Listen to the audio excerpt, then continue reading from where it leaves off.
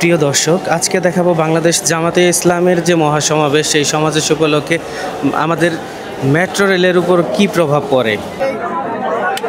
আজকে ঢাকায় ছিল জামাতে ইসলামীর মহাসমাবেশ।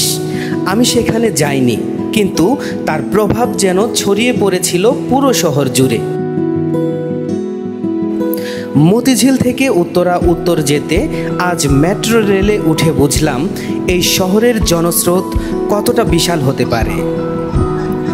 ট্রেনে দাঁড়িয়ে থাকা একেবারে অসম্ভব হয়ে গিয়েছিল।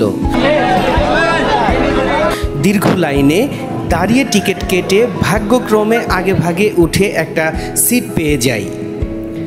ভিড়, হাঁসফাঁস, মানুষের ব্যস্ততা সব মিলিয়ে আজকের ট্রেন যাত্রা ছিল ভীষণ অন্যরকম। এই শহর প্রতিদিন কিছু না কিছু শিখিয়ে দেয়। আজ শিখলাম একটি সমাবেশ শুধু একটি মাঠে সীমাবদ্ধ থাকে না, তার তরঙ্গ ছড়িয়ে পড়ে রেল স্টেশন, রাস্তাঘাট, এমনকি মেট্রো রেলের কামরার ভিতর পর্যন্ত।